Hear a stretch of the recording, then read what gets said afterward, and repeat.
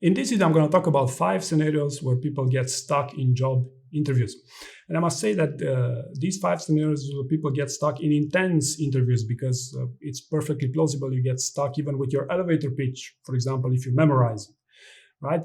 So the first scenario I'd like to talk about here is when you cannot remember all the details of an experience that maybe happened a few years ago.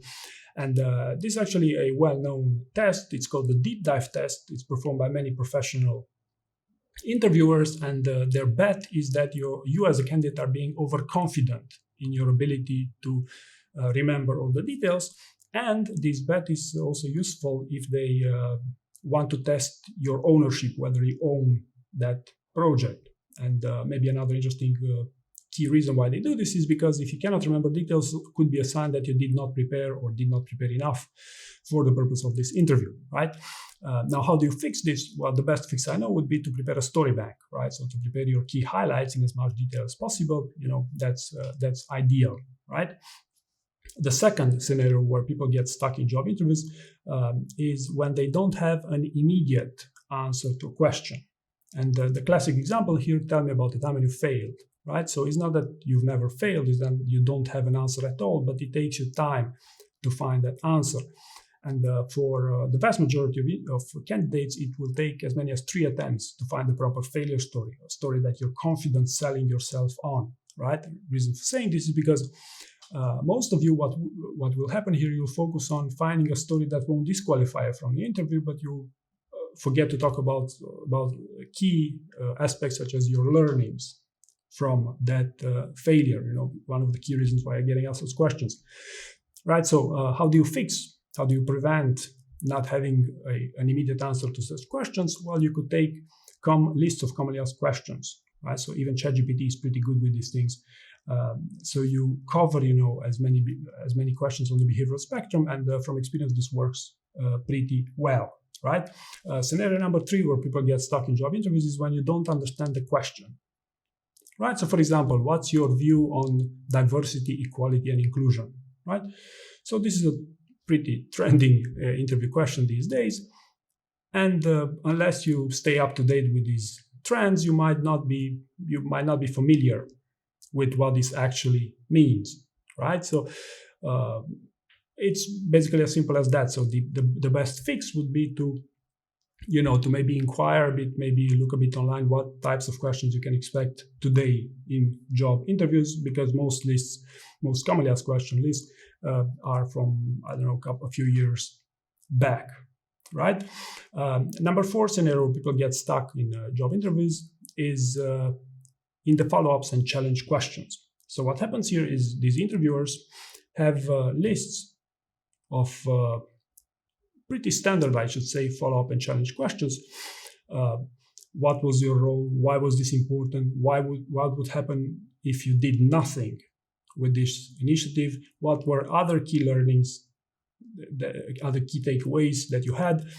Do you have another example that is most recent, or do you have a better example? Why is this the best example you have?